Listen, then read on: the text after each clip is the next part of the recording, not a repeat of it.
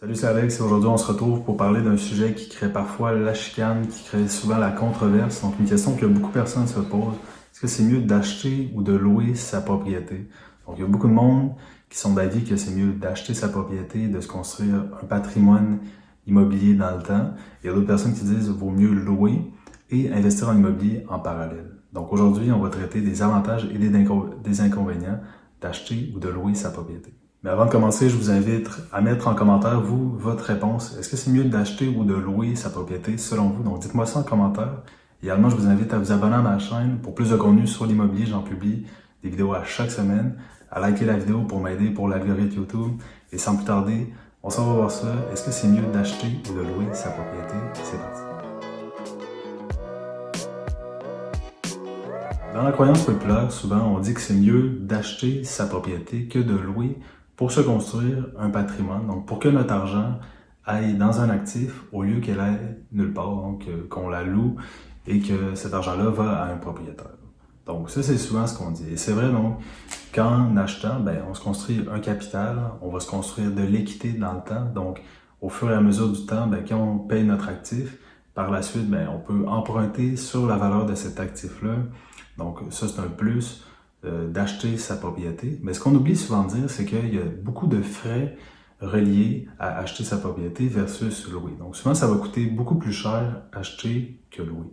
Donc, par exemple, on oublie souvent les frais d'achat. Donc entre autres, le notaire, l'inspection, la taxe de bienvenue, la mise de fonds. Donc ça, c'est des frais assez importants qu'on n'a pas à débourser quand on loue. Donc après, le monde va dire, oui, mais cet argent-là va dans un actif. Effectivement, mais pas tout. Par exemple, il y a les taxes, il y a la taxe de bienvenue, l'inspection, le notaire, tout ça, ça va pas dans l'actif. Donc, c'est des dépenses supplémentaires qui vont pas pour construire un actif. Donc ça, c'est à prendre en compte. Par contre, évidemment, quand on achète, on achète de quoi à notre goût. Donc, de quoi qui a beaucoup d'espace, de quoi qui est beau, de quoi qu'on aime et de quoi qu'on peut changer à notre goût dans le temps. Donc, on peut apporter des rénovations, on peut apporter des changements, chose qu'on peut pas faire si on est locataire. Par contre, ça engendre des coûts également. Donc ça, c'est un autre aspect, un autre désavantage du fait d'acheter, c'est que souvent, il y a des rénovations, il y a des réparations spontanées qui vont faire en sorte que c'est difficile de planifier combien ça va nous coûter vraiment à tous les mois pour acheter. Donc, de façon générale, ça va coûter plus cher acheter à cause de ça. Donc, entre autres, à cause de l'entretien, des rénovations, des réparations versus louer. Donc là, encore, effectivement, il y a du monde qui vont dire que oui, mais quand on apporte des rénovations, des réparations, on fait augmenter la valeur de sa maison. Donc ça, c'est vrai. Mais reste que dans le moment présent, ça nous fait sortir de l'argent de nos poches et ça nous crée un capital, mais vraiment dans le futur. Donc ça ne nous crée pas d'argent dans le moment présent. Donc conséquemment, on a moins d'argent dans les poches lorsqu'on apporte des rénovations ou des réparations à sa maison. Ce qui est intéressant quand on est locataire, c'est qu'on a une plus grande flexibilité au niveau de où est-ce qu'on habite. Donc c'est possible par exemple de se trouver un emploi ailleurs. Donc par exemple, moi j'habite à Québec, je loue un appartement et je veux aller travailler à Montréal. Donc j'ai une opportunité d'emploi. Je peux facilement, par exemple, céder mon bail ou me trouver un nouvel appartement à Montréal et aller travailler à Montréal.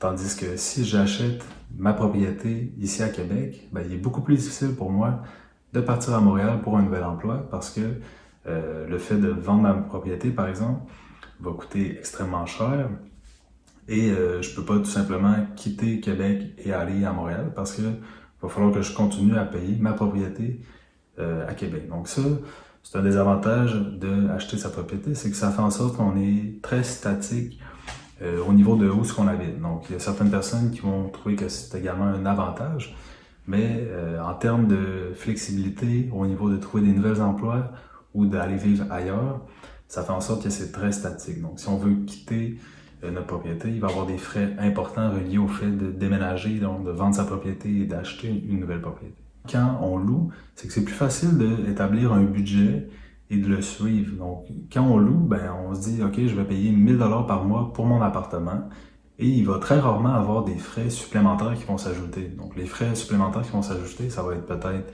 l'hydro qui va être un peu plus cher ou une ampoule brisée, des petites affaires, donc acheter un nouveau meuble, etc. Mais il n'y aura pas de frais spontanés très importants. Chose qui est pas vrai avec une maison. Donc avec une maison, il peut arriver que, par exemple, la toilette brise, la douche brise, il y a des choses qui brisent dans votre maison et vous devez les réparer vous-même. Donc, si vous êtes le propriétaire, donc c'est à vous de les réparer. Tandis que dans votre appartement, c'est au propriétaire de les réparer. Donc, au niveau du budget, c'est plus simple de le suivre quand on est locataire. Donc, de se dire, je paye 1000 $ par mois, j'économise tant, j'investis tant dans tel endroit. Donc ça, c'est un gros avantage d'être locataire, c'est que vous pouvez vous établir un budget très clair, très strict, et vous pouvez le respecter beaucoup plus facilement que si vous êtes propriétaire.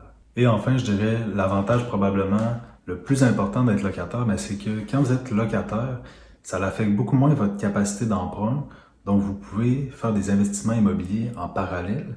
Tandis que si vous êtes propriétaire, par exemple, vous achetez une maison à 400 000, ça va être très difficile d'investir en immobilier en parallèle. Donc, votre capacité d'emprunt va être vraiment moins bonne. Donc, la banque va vous dire, regardez, vous êtes en train de payer une hypothèque qui vous coûte 400 000. Moi, je ne peux pas vous prêter un autre 400 000. Donc, ça, c'est un aspect négatif du fait d'être propriétaire. Tandis que si vous êtes locataire, par exemple, vous achetez un triplex, vous pouvez dire, ce triplex-là va être loué. Donc, au final, ça va pratiquement pas affecter votre capacité d'emprunt parce que le triplex, il est loué. Donc, c'est un peu considéré comme une opération blanche. Donc, ça fait en sorte que toutes les dépenses reliées au triplex sont payées par les loyers de vos locataires. Donc, ça fait en sorte que votre capacité d'emprunt est beaucoup moins affectée que si vous avez une maison, une propriété, qui, elle, va vous coûter de l'argent à tous les mois et ne va pas en faire rentrer.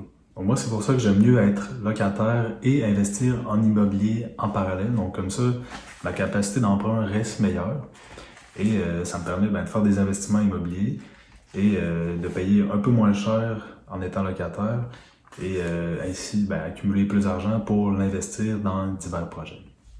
Donc, j'espère que vous avez apprécié la vidéo. J'espère que ça l'a fait le clair sur le sujet. Donc, maintenant, vous pouvez vous demander est-ce que j'aime mieux acheter ou louer. Donc, bien évidemment, il n'y a pas de réponse parfaite à ça. Donc, pour certaines personnes, ça va être mieux d'acheter. Pour d'autres, ça va être mieux de louer. Donc, je vous invite à dire en commentaire, vous, selon vous, c'est quoi votre avis? Pensez-vous que c'est mieux d'acheter ou de louer? Dites-moi en commentaire et pourquoi. Je vous invite à vous abonner à ma chaîne pour plus de contenu sur l'immobilier, l'entrepreneuriat et les finances. Et puis sur ce, on se dit à la prochaine pour une autre